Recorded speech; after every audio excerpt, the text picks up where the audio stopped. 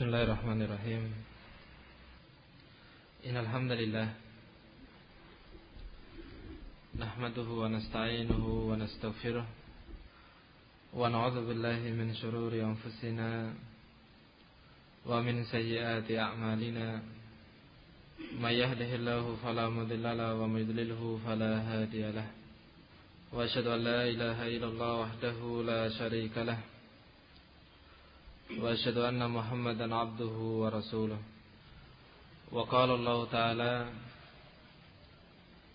ya ayyuhalladzina amanu taqullaha haqqa tuqatih wa la tamutunna illa wa antum muslimun. Thumma amma ba'd. Khawati fillah yang dimuliakan oleh Allah Subhanahu wa taala, kita melanjutkan pembahasan kita, yaitu masih seputar tentang tata cara mandi suci. Kemarin kita sebutkan ada kurang lebih 5 cara mandi suci. Namun sebelum kita melanjutkan, di sana ada pertanyaan yang tidak ada kaitannya dengan tata cara mandi suci, namun karena pertanyaan tersebut sudah sampai, insyaallah akan kita jawab sesuai dengan kemampuan ana bi'idznillah ta'ala. Pertanyaannya adalah,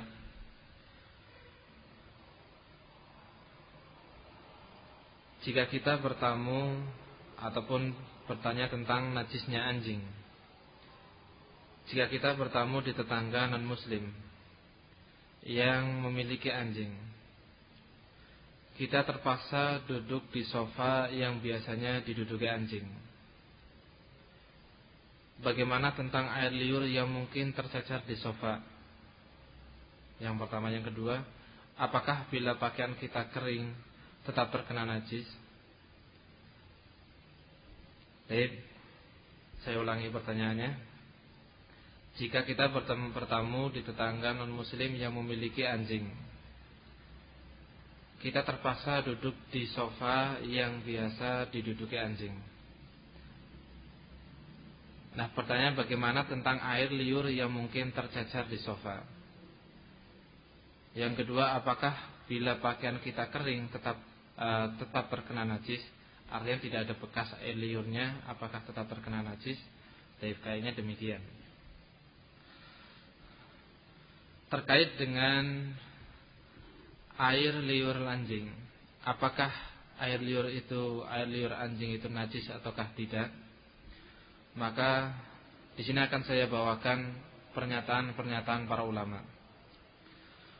Dalam masalah ini para ulama berbeda pendapat. Ada 3 pendapat terkait dengan masalah apakah air liur anjing itu najis atau tidak najis. Pendapat yang pertama adalah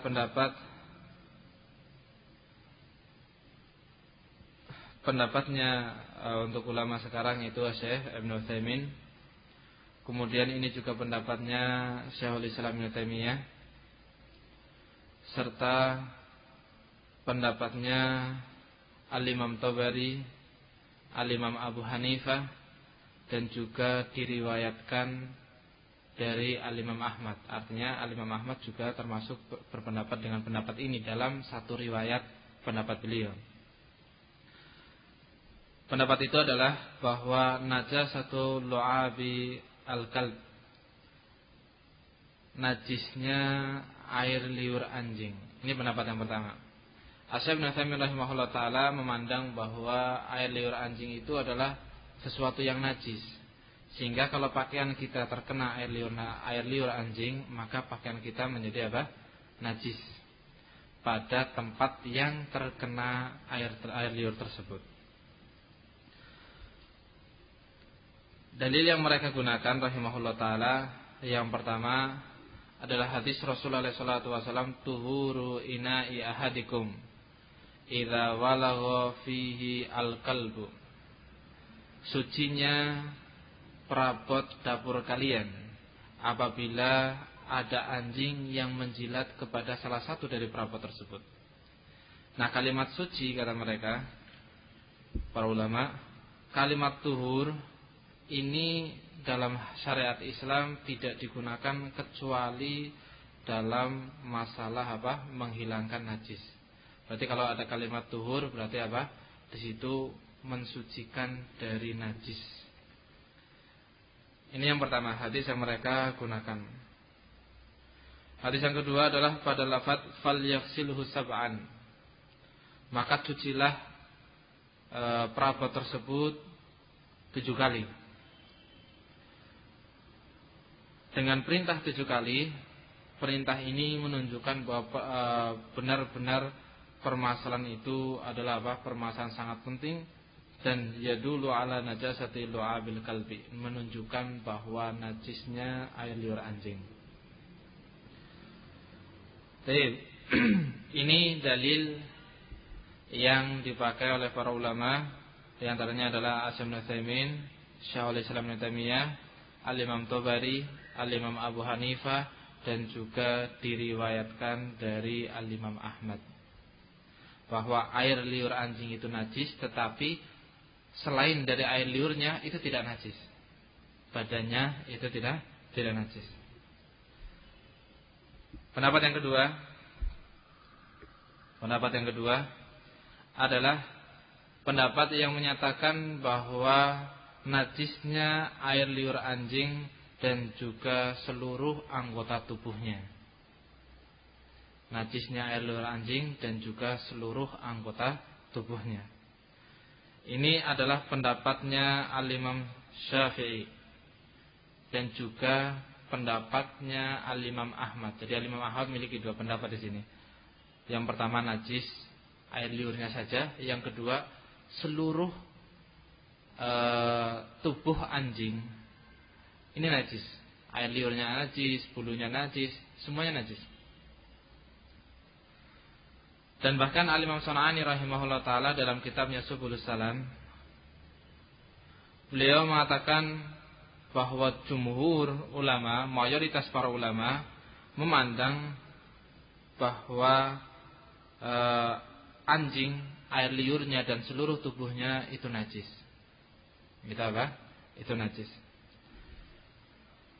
Tapi barakallahu fikunna, sehingga posisi terkait dengan pertanyaan tadi, kalau kita mengambil pendapat yang pertama, berarti kalau pakaian kita terkena air liur anjing, berarti pakaian kita terkena najis. Kalau pakaian kita kesenggol, pendapat yang kedua, kalau pakaian kita kesenggol anjing saja, berarti pakaian kita menjadi najis. Baik, pendapat yang ketiga adalah pendapatnya Al-Imam Malik rahimahullah ta'ala.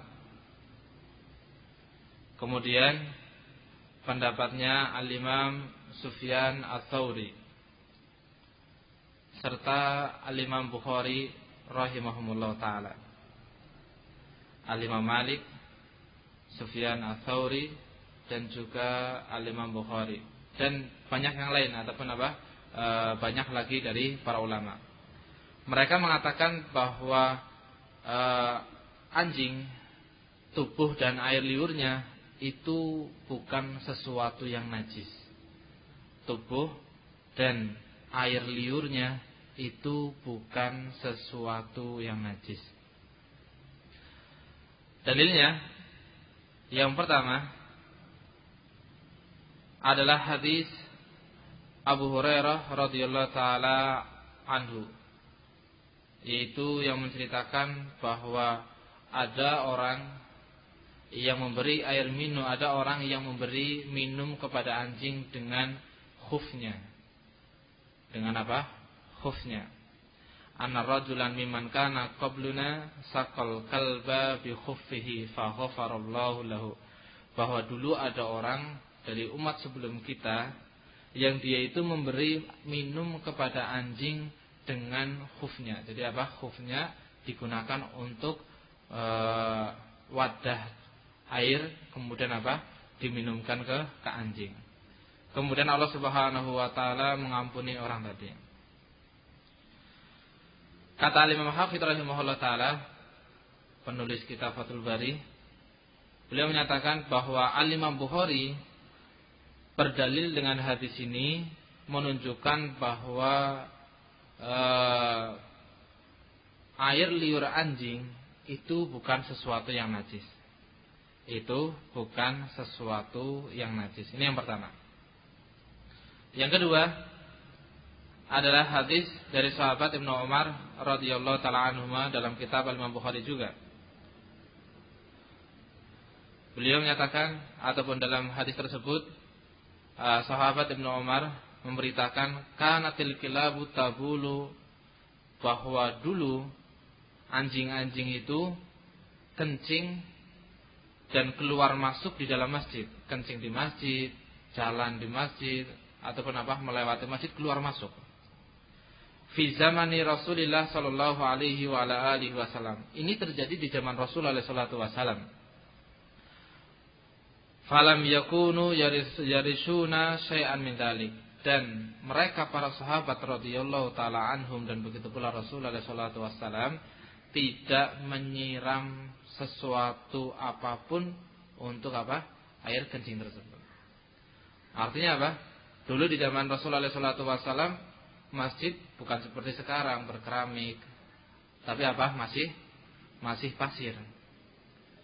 Dan juga tidak tertutup oleh dinding, artinya terbuka, hanya sebatas tiang-tiang. Tapi barakallahu fikunna. Kemudian kata sahabat Ibnu Umar, beliau mengatakan bahwa anjing ketika itu keluar masuk masjid dan juga terkadang kencing di dalam masjid, namun tidak disiram oleh para sahabat radhiyallahu taala anhum. Ini menunjukkan bahwa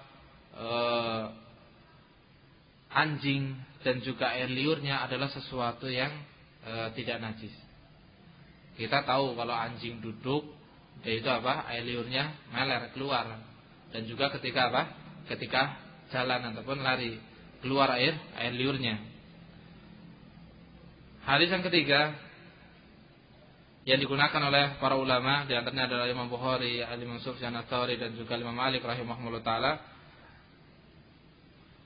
adalah hadis yang menunjukkan ibahatu saydil kalbil mu'allam, bolehnya memakan buruan anjing yang terlatih. Bolehnya memakan buruan anjing yang terlatih. Ya namanya anjing nerekam misalnya kelinci, ya mau nggak mau di kelinci itu ada banyak dari air liurnya. Di sini menunjukkan bahwa air liur anjing itu bukan sesuatu yang najis. Kemudian mereka menyebutkan bahwa perintah untuk mencuci 7 kali ini adalah sifatnya ta'abudiyah, peribadahan, tidak menunjukkan najis. Kenapa? Kalau menunjukkan najis, itu 1 kali dicuci saja sudah selesai. 1 kali dicuci saja sudah selesai. Nah, 4 dalil ini yang disebutkan oleh Al-Imam Bukhari dan yang lainnya yang digunakan sebagai dalil bahwa anjing dan seluruh tubuhnya bukan sesuatu yang najis. Wallahu a'lam bishawab. Kalau ana pribadi, pendapat yang lebih menenangkan hati ana adalah pendapat yang ketiga ini, bahwa air liur anjing dan juga anjing itu sendiri bukan sesuatu yang najis. Namun akan saya jelaskan di sini sesuai dengan kemampuan saya terkait dengan orang yang berpendapat bahwa air liur anjing itu najis. Kemudian dia bertamu di tetangganya yang non muslim memelihara anjing. Anjing ini biasa duduk di sofa. Anjing ini biasa duduk di sofa.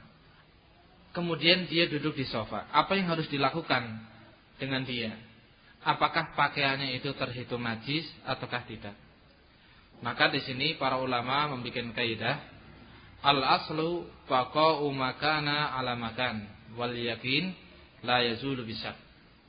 Kata Imam Sa'di rahimahullah taala bahwa hukum asal sesuatu itu dikembalikan kepada asalnya. Tetap sesuatu itu pada asalnya. Dan sesuatu yang yakin itu tidak akan gugur dengan apa? Dengan keraguan. Artinya apa barakallahu fikunna? Kursi hukum asalnya itu adalah apa? Suci. Hukum asalnya suci. Baik, ini hukum asalnya. Ini hukum asalnya. Dan hal tersebut ataupun sesuatu yang yakin itu tidak akan kita hilangkan ataupun kita batalkan karena apa? Keraguan kita. Nah, karena kita berdasarkan dengan hukum asal kursi ini adalah apa? Suci, maka kita di sini akan mengambil kaidah.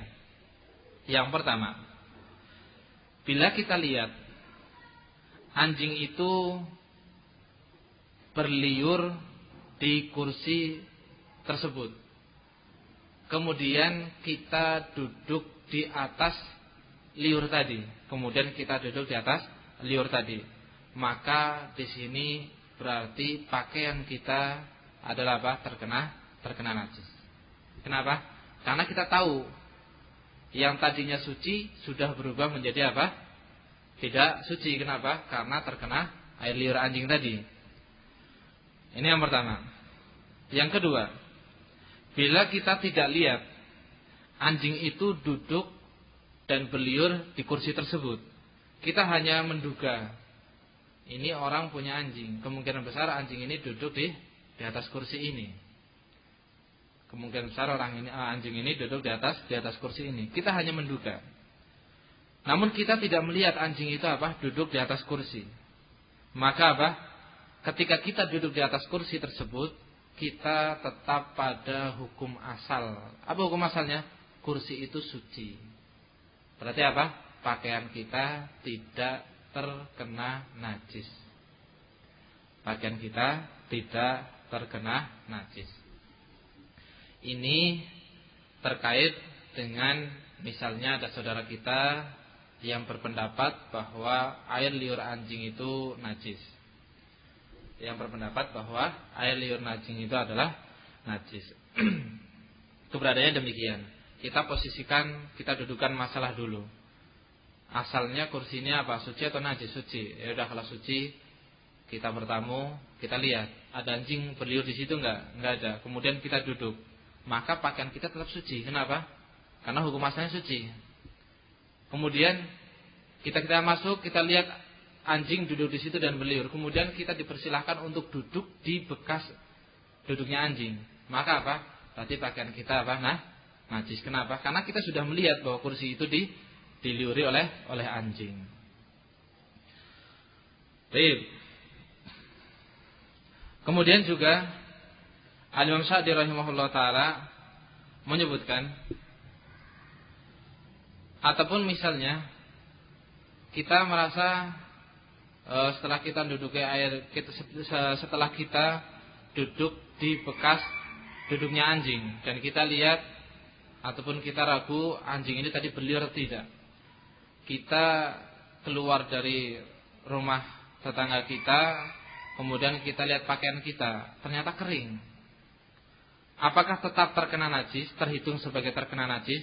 Maka pakai kaidah yang kedua. Terkait dengan yang pertama telah kita sebutkan, kemudian pakai kaidah yang kedua. Apabila pakaian kita kering, apakah tetap terkena najis? yakni terhitung sebagai pakaian yang sudah terkena najis karena sudah duduk di bekas anjing itu duduk ataupun duduknya anjing. Kata Imam Sa'di rahimahullah taala, beliau bikin kaidah al-masyaqqah tajlibu taysir, bahwa sesuatu yang memberatkan itu akan melahirkan kemudahan. Sesuatu yang susah itu akan diberi kemudahan oleh Allah Subhanahu wa taala. Karena Allah Subhanahu wa taala menyatakan yuridullahu bikumul yusra wa la yuridu bikumul usra. Allah Subhanahu wa taala menginginkan kemudahan bagi kalian, bukan menginginkan kesusahan. Dan juga ayat Allah Subhanahu wa taala fa inna ma'al usri yusra. Inna ma'al usri yusra. Sesungguhnya pada kesusahan itu ada kemudahan, dan sungguh pada kesusahan itu ada kemudahan. Pasti ada kemudahan. Nah, Al-Imam Sa'di rahimahullah taala ketika menjelaskan ayat-ayat ini dan kaidah ini, yaitu al-masyaqqah tajlibu taysir, sesuatu yang memberatkan itu akan mendatangkan keringanan, kemudahan. Kata beliau, al-'afwu 'anid dammil yasir an-najsi. Dimaafkan terkait dengan darah yang najis tetapi sedikit saja, tidak kelihatan. Tidak kelihatan. Ini dimaafkan, tidak terhitung. Kenapa? Karena susah. Kita ragu, ini pakaiannya kena najis atau enggak, tapi tadi merasa kayaknya keciprat darah najis misalnya. Apakah darah najis? Darah tidak najis, tapi ada darah-darah yang najis. Contohnya adalah apa? Darah nifas, darah haid. Baik, barakallahu fikunna. Bila pakaian kita terkena sesuatu yang najis, contohnya adalah apa? Ada darah yang najis memercik ke pakaian kita, tapi sedikit saja, dan pakaian kita warna hitam. Kita lihat nggak kelihatan darahnya mana, ini mau kita cuci misalnya. Hal demikian itu apa? Dimaafkan. Wal iktifa bil istijmar syar'i anil istinja, dan mencukupkan untuk istijmar. Itu apa? Kalau kita buang air besar ataupun buang air kecil, nggak ada air untuk cebok, kita gunakan batu ataupun tisu, ataupun apa sih? Tisu ataupun yang lainnya. Nah di sini barakallahu fikunna, tentunya ketika kita membersihkan kotoran tersebut dengan apa? Batu. Nggak mungkin akan sebersih ketika kita cebok dengan apa? Air. Kalau kita gosok terus, yang ada bukan bersih, tapi apa? Luka. Baik. Nah, ketika kita beristijmar, yaitu bersuci dengan batu tadi, maka pastinya menyisakan apa? Kotoran sedikit. Kalau nggak percaya, kita misalnya misalnya setelah buang air kecil atau buang air besar, kemudian kita pakai tisu, kemudian apa? Kita cium, pasti masih menyisakan apa? Bau. Ini menunjukkan bahwa apa? Masih tersisa najis. Nah, hal itu dimaafkan. Karena sesuatu yang tidak mungkin untuk apa? Dihilangkan. Sesuatu yang sedikit. Kata yang sedikit. Kemudian juga wa taharatu afwahil sibyan walau akalu an-najasah. Sucinya mulut anak kecil walaupun dia mengambil barang najis kemudian dimakan sama dia. Dimasukkan ke dalam mulut. Ya namanya anak kecil yang apa? Bayi yang misalnya baru belajar jalan ataupun berangkang, dia mendapati segala macam di depannya, dia ambil dan dia masukkan ke dalam mulut. Nah, terkadang itu adalah sesuatu yang najis. Ini kata Syekh Sa'di rahimahullah taala, mulut bayi tadi tidak dikatakan sebagai mulut yang najis, tetap suci. Tetap apa? Suci. Kemudian juga wa kadzalikal hir, begitu pula kucing. Kucing kata Rasulullah sallallahu alaihi wasallam, innaha laysat bin najasin. Kucing itu bukan binatang yang najis. Namun kita tahu kucing makannya apa? Terkadang bangkai. Bangkai tahu sendiri itu adalah apa? Barang najis. Kemudian jalan di tempat-tempat yang wallahu alam dengan keberadaannya bisa jadi adalah sesuatu yang najis. Atau terkadang bermain dengan bangkai, dapat tikus misalnya, enggak langsung dimakan, cuma dibunuh kemudian apa? Dimain-mainkan saja. Ini tentunya apa? Sesuatu yang najis. Tetapi mulut kucing, tubuh kucing tidak dikatakan sebagai apa? Sebagai najis. Kalau ada di antara kita yang melihara kucing, maka kita perhatikan kucing itu naik ke kasur, kucing itu duduk di tiduran di sofa dan segala macamnya. Semua dia jalani, bahkan mungkin di tempat sholat, di tempat yang di rumah kita biasa kita gunakan untuk sholat, dijelajahi oleh kucing. Tapi kita tidak katakan bahwa tempat itu menjadi apa? Menjadi najis. Kenapa? Karena apa? Kucing tadi suci. Loh kok suci padahal dia sering mainan barang-barang najis seperti bangkai. Rasulullah SAW mengatakan apa? Itu adalah sesuatu yang suci. Kenapa? Karena sesuatu yang sedikit itu adalah apa? Sesuatu yang dimaafkan. Nah di sini barakallahu fikunna, kalau misalnya kita bertamu di tempat non muslim, kemudian kita dipersilahkan di tempat duduk yang tadinya anjing itu duduk di situ. kemungkinan besar anjingnya itu berliur di situ. Kemudian kita duduk. Setelah selesai hajah kita keluar, ternyata apa? Kita khawatir ini tadi pakaian kena najis enggak kira-kira? Kita lihat. Tapi yakin tadi lihat apa? Anjing itu berliur di situ. Setelah kita lihat di pakaian kita enggak kelihatan, maka apa? Sebagaimana yang dijelaskan oleh Imam Sa'di rahimahullah taala, berarti pakaian kita tetap apa? Suci. Pakaian kita tetap suci. Kenapa? Enggak kelihatan sesuatu yang apa? Sesuatu yang susah untuk apa? Dideteksi ataupun dicari. Nah, ini terkait dengan penjelasan jawaban yang kedua. Kalau yang pertama sudah jelas. Kalau kelihatan maka apa? Najis. Kalau enggak kelihatan hukum asalnya suci. Yang kedua, lihat anjing itu duduk di situ dan berliur tetapi tidak kelihatan, apakah tetap dihukumi sebagai suci? Maka disebutkan oleh Al-Imam Asy-Sya'bi rahimahullah taala kaidah-kaidah yang ada. Wallahu alam bishawab. Ini bagi saudara kita yang berpendapat bahwa air liur anjing itu adalah sesuatu yang najis. Namun kalau ditanya terkait dengan apa sesuatu yang lebih menenangkan hati saya, maka saya lebih tenang ataupun hati saya lebih tenang dengan pendapat yang ketiga, yaitu bahwa air liur anjing dan juga seluruh tubuhnya bukan sesuatu yang najis.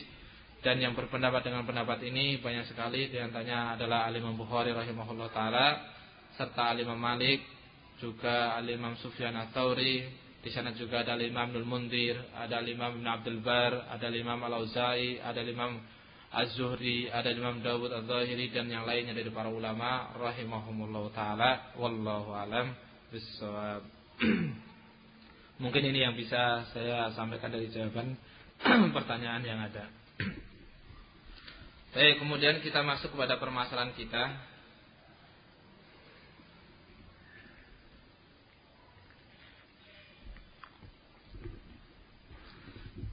Pada pertemuan yang lalu kita telah menyebutkan beberapa tata cara mandi suci. Intinya barakallahu fikuna bahwa apa Syekh Ibnu Utsaimin rahimahullah taala dan juga Imam Syekh bin Baz rahimahullah taala, beliau mengatakan bahwa kalaupun seandainya kita hanya menyiram tubuh kita saja tanpa wudu, namun kita niatkan itu mandi suci, maka itu sudah terhitung sebagai mandi suci. Yang penting niatan. Bahkan kita nyebur ke kolam renang misalnya ataupun ke sungai misalnya, nyebur langsung naik lagi, pakai badan kita sudah basah semua. Kita niatnya apa tadi? Mandi suci. Mau dibilang nyebur suci ataupun mandi suci terserah, yang penting apa? Dia nyebur ke air, tetap terhitung sebagai apa? Mandi suci walaupun tidak diawali dengan wudu. Baik. Dan Syekh Ibnu Utsaimin rahimahullah taala menyebutkan bahwa bila mana seorang sudah mandi suci, maka dia tidak menutup dengan wudu. Kenapa? Karena wudu itu sunnah dan disunahkan di awal, bukan disunahkan di akhir. Di awal sebelum mandi dia disunahkan untuk berwudu, bukan apa di akhir. Kemudian terkait dengan wanita yang mandi suci dari haid ataupun dari nifas, maka sangat ditekankan bagi dia untuk membersihkan rambut ataupun kepalanya. Sebisa mungkin dia membersihkan ataupun menggosoknya dengan sangat, seperti hadis Aisyah radhiyallahu taala anha, seperti apa yang telah kita sampaikan pada pertemuan yang lalu. Ada sedikit perbedaan terkait dengan tata cara mandi mandi janabah ataupun mandi sucinya seorang wanita dari haid ataupun nifas. Perbedaannya adalah terkait ketika dia membersihkan kepala, maka sangat ditekankan untuk benar-benar bersungguh-sungguh membersihkannya. Menggosoknya itu harus ataupun dianjurkan untuk bersungguh-sungguh. Apakah kita diharuskan untuk menggosok seluruh badan kita ketika mandi suci? Maka seperti yang kita sampaikan di awal bahwa tidak harus untuk menggosok-gosok pakai badan kita. Kita mandi pakai 4 gayung saja misalnya, gebyur sekali, gebyur 2 kali, gebyur 3 kali. Kita merasa air itu sudah sampai pada seluruh badan kita, itu sudah terhitung sebagai mandi suci. Tapi barakallahu fikunna,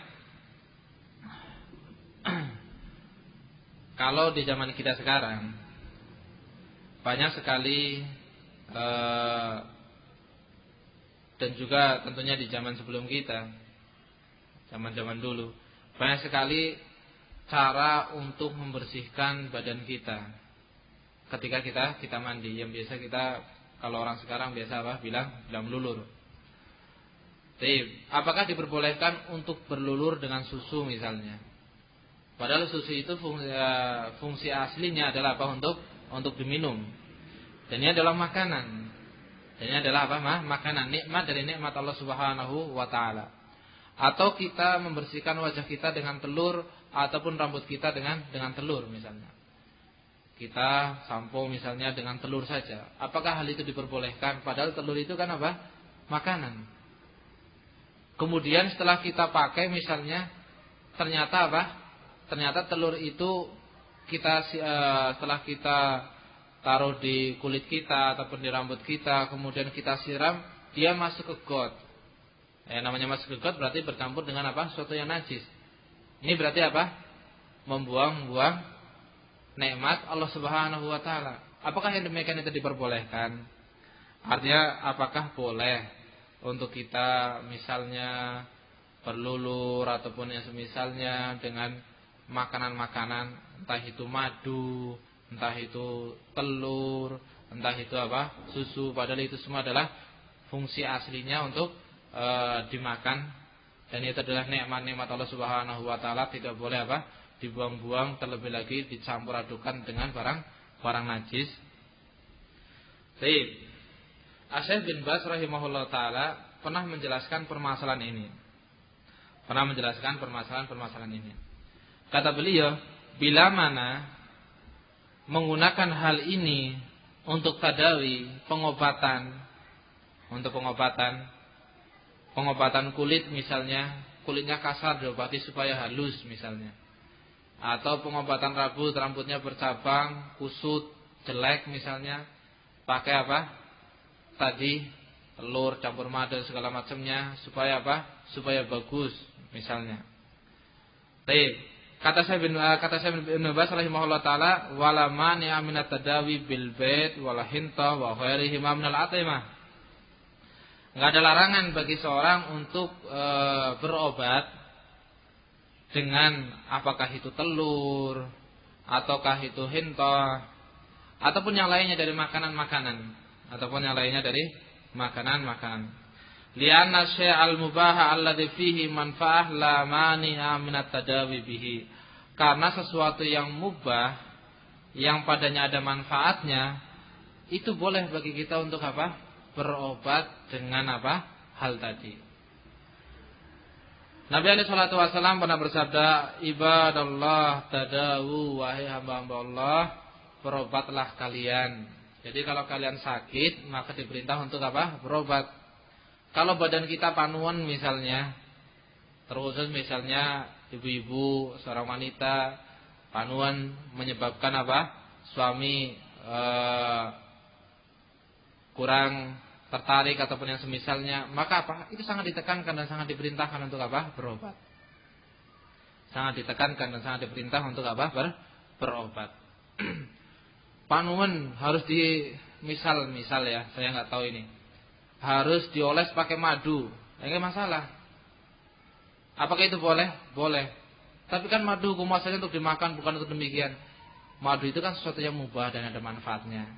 Boleh bagi kita untuk berobat dengan madu tersebut. Atau rambut kita bercabang, kusut. Kalau kering itu mesti kusut, jelek misalnya.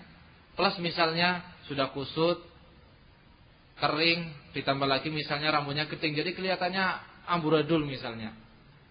Sang suami melihatnya kurang tertarik. Maka kewajiban bagi antunna sebagai seorang istri adalah apa? Mengobati hal tersebut. Kalau memang harus diobati dengan telur, nggak ada masalah.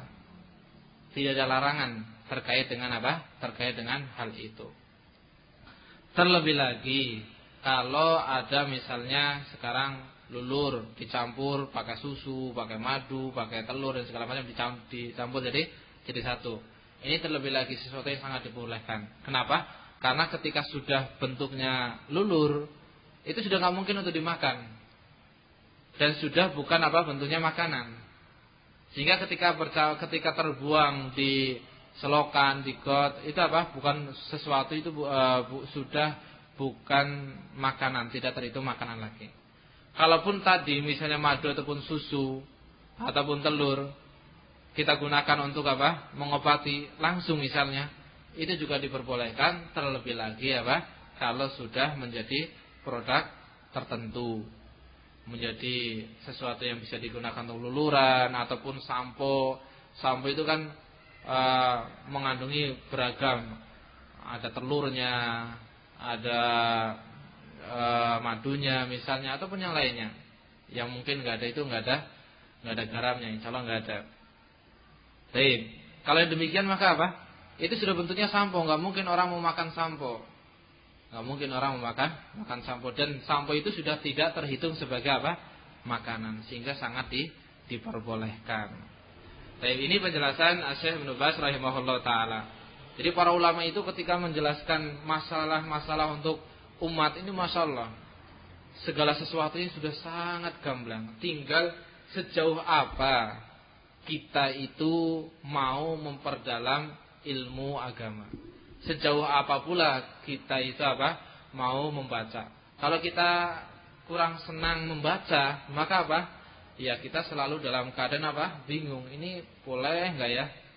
Sampoan pakai telur itu kan makanan itu kan nggak boleh dibuang-buang. Ini kalau saya sampoan pakai telurnya masuk ke got, ini lebih-lebih. Ini adalah sesuatu yang terlarang, ihanah, pelecehan terhadap penghinaan terhadap makanan. Makanya ini nikmat Allah. Jangan-jangan nanti saya nggak dapat nikmat dari Allah lagi nih. Tidak disebutkan oleh para ulama. Demikian adanya di antara adalah Syekh bin Baz. Bolehnya bagi kita untuk berobat dengan sesuatu yang mubah. Bahkan berobat itu adalah sesuatu yang diperintahkan. Artinya barakallahu fikunna, bila mana kita ataupun antuna mandi suci dari junub ataupun dari haid ataupun dari nifas, kemudian ingin menggunakan benda-benda tadi, maka itu adalah sesuatu yang diperbolehkan, tidak perlu ragu. Sesuatu yang diperbolehkan. Terlebih lagi ketika niatannya ingin berpenampilan cantik di hadapan sang suami. Jadi kalau misalnya punya suami kok ingin nikah lagi, jangan salahkan suami. Tapi lihat kondisi keadaan antuna. Apakah antuna ini orang yang benar-benar sudah betul-betul menunaikan hak suami atau belum? Kalau ditanya kenapa si Bi kok ingin nikah lagi, misal lah Umi kan sudah tua, udah gak cantik lagi. Apa kesimpulannya? Oh berarti selama ini saya mungkin kurang berhias. Oh berarti saya ini kurang ini. Oh berarti saya ini kurang dan segalanya. Artinya barakallahu fikunna, bikinlah antuna itu bagaikan rumput yang selalu hijau di mata sang suami. Jangan membikin ataupun menyuburkan rumput tetangga di mata sang suami. Antum kelihatan gersang misalnya, nggak kelihatan cantik, nggak pernah mau dandan di hadapan sang suami, ya jangan salahkan sang suami kalau pingin pingin nambah, pingin nyarikan teman buat antuna. Kenapa? Karena yang kelihatan hijau itu sebelah, bukan bukan apa yang di hadapan mata. Wallahu alam bissawab. Intinya barakallahu fikunna, perhatikan keadaan antuna di mata sang suami. Rasulullah SAW menyatakan khairun nisa, sebaik-baik wanita itu adalah man tasurruka idza absarta. Wanita yang membahagiakan bila dipandang. Kalau engkau bisa membahagiakan sang suami bila mana sang suami memandangmu, maka itu adalah predikat yang sangat didamba-dambakan oleh setiap kaum wanita. Dan kaum laki-laki memiliki keinginan ataupun memiliki harapan itu memiliki pasangan yang bila dipandang selalu membahagiakan. Bukan maksudnya kalau dipandang itu bikin apa? Selalu syahwatnya naik, bukan itu. Bukan semata-mata itu, walaupun mungkin itu juga apa? Termasuk. Tapi maksudnya bila dipandang itu membahagiakan. Kalau misalnya pulang kerja ketemu antuna, merasa tentrem hatinya, bahagia, bisa bercanda dan segala macam. Ini yang diinginkan. Tapi pulang kerja ketemu antuna justru perasaan susah, justru cupet itu apa ya? Pokoknya perasaan gak enak lah. Ini adalah sesuatu yang tidak diharapkan oleh apa? Setiap kaum laki-laki. Setiap kaum laki-laki itu mengharapkan pasangannya itu kalau dipandang membahagiakan, bila diperintah dia taat, dan bila suami tidak ada di sisinya dia bisa menjaga dirinya dan juga bisa menjaga hartanya. Bentuk menjaga dirinya apa? Kalau misalnya ada tamu laki-laki, maka jangan bermudah-mudahan untuk apa? Mempersilahkan masuk ke dalam rumah. Jangan bermudah-mudahan untuk memasukkan ke dalam rumah. Barakallahu fikunna. Intinya barakallahu fikunna adalah apa? Terkait dengan apakah diperbolehkan bagi kita untuk menggunakan sesuatu makanan dijadikan sebagai apa? Obat untuk kecantikan kita, kecantikan kaum wanita ataupun yang lainnya, maka diperbolehkan. Tapi yang masuk akal nggak mungkin. Berarti boleh sampoan pakai rendang, yang nggak mungkin. Bukan sesuatu apa? Bukan sesuatu yang makul, haram hukumnya. Sampoan pakai rendang, pakai alasan apapun juga nggak masuk akal. Nggak mungkin rambut itu menjadi bagus. Ketika seorang sedang mandi junub atau mandi suci misalnya, kemudian dia memegang kemaluannya, apakah dia diharuskan untuk berwudu setelah mandi? Maka dia tidak diharuskan berwudu setelah mandi, dengan catatan dia memegang kemaluannya itu ketika masih mandi. Dalam proses mandi maka apa? Dia tidak diwajibkan untuk apa? Untuk berwudu. Ini masih mandi karena posisinya apa? Masih mandi, masih apa? Bersuci. Dia tidak diwajibkan untuk apa? Untuk mandi lagi ataupun terlebih lagi untuk mandi lagi, tidak.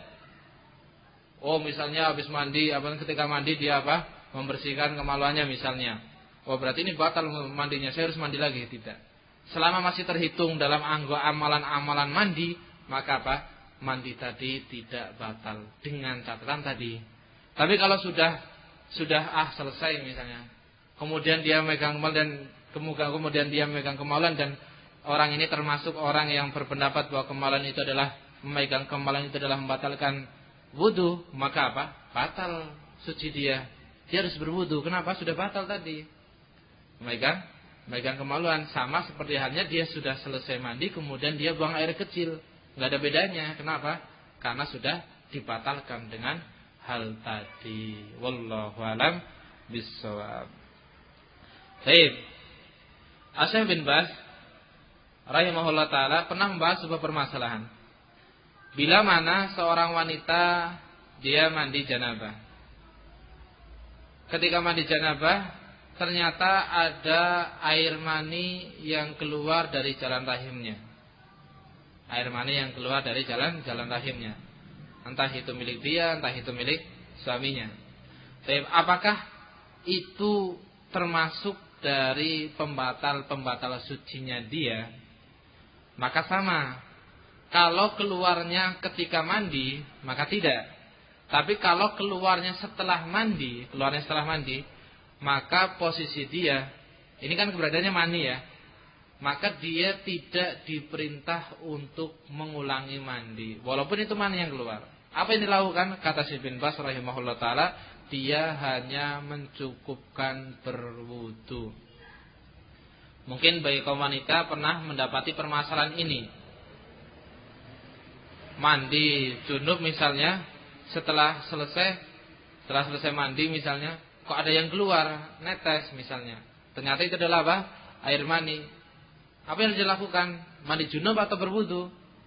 Kalau sudah selesai dari mandi, maka dia hanya diperintah untuk berwudu, tidak diperintah untuk mandi.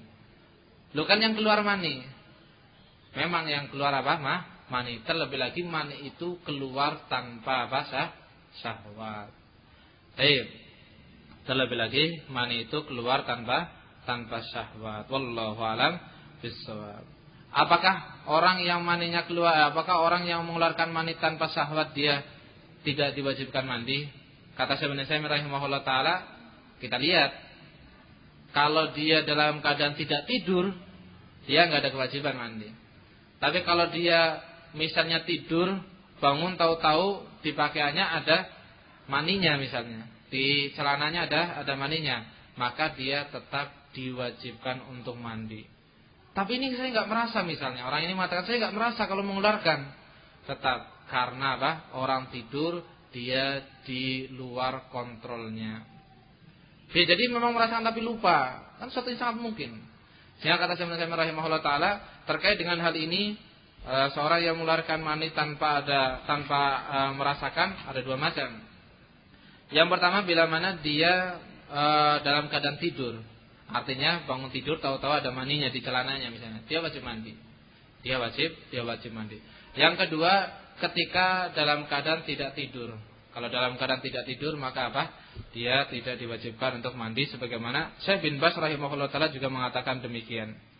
Kalau keluar maninya itu ataupun kalau keluarnya maninya itu setelah mandi dan tanpa syahwat, maka fahadza kal bauli la yujibul ghuslu madama nasyian anil jima'i sabiq. Baik, maka orang ini dia ataupun mani tadi dia terhitung bagaikan air kencing. Tidak dihitungnya itu sebagai mani, tapi dihitungnya sebagai air kencing. Dia hanya diperintah ataupun dia diperintah untuk mengulangi wudunya saja, tidak diperintah untuk mengulangi mandinya. Wallahu alam bissawab. Kemudian permasalahan terakhir yang akan kita bawakan terkait dengan mandi janabah bagi kaum wanita. Ada seorang wanita, dia bisa mandi, tetapi dia takut. Misal seorang wanita sakit, dia bisa mandi, tetapi dia takut untuk menyiramkan air ke kepala. Ini apa yang harus dia lakukan? Mandi dia berani, tetapi dia nggak berani untuk menyiramkan air ke kepalanya. Apa yang harus dia lakukan? Bila mana dengan menyiramkan kepala ini ataupun menyiramkan air ke kepala ini memudaratkan dirinya, idza kana yadurruki ghuslu ra'si minal janabah wal haid kafaki mashuhu. Bila mana kalau mandi janabah dengan menyiram air ke kepala itu memudaratkan dirimu, maka engkau cukup mengusap rambut saja. Misal mandi dari leher ke bawah itu bisa tersiram air. Kemudian juga bisa muka juga bisa tersiram. Tetapi kalau harus menyiram kepala ini nggak berani misalnya. Kenapa? Karena kalau kepala itu keringnya lama misalnya, kemudian dia posisinya sakit, bisa jadi akan bertambah parah sakitnya. Maka kalau dalam keadaan demikian, boleh bagi dia untuk hanya mengusap saja. Saja. Seluruh badannya dia harus siram, yang dia mampu untuk siram. Wajah misalnya dia juga mampu untuk menyiram, dia siram. Kalau enggak dia usap saja, dia cuci muka saja. Nah, terkait dengan rambut, maka kalau dia tidak bisa menyiram, dia boleh untuk mengusap saja.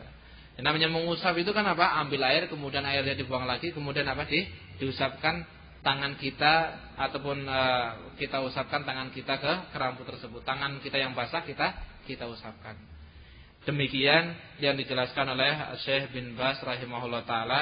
Kalau kaum wanita mereka ketika mandi suci dari junub atau mandi suci dari haid atau mandi suci dari nifas, dalam keadaan dia tidak berani menyiram rambutnya dengan air karena takut termudaratkan, takut sakit misalnya, atau dia dalam keadaan sakit kemudian takut sakitnya tambah parah, maka boleh bagi dia untuk hanya mengusap rambutnya saja, tidak perlu menyiram. Wallahu alam bissawab. Mungkin ini yang bisa saya sampaikan pada pertemuan kali ini. Naktafi bihadzal qadar. Subhanakallahumma bihamdik asyhadu an la ilaha illa anta astaghfiruka wa atubu ilaik. Tafadhalna barakallahu fikunna.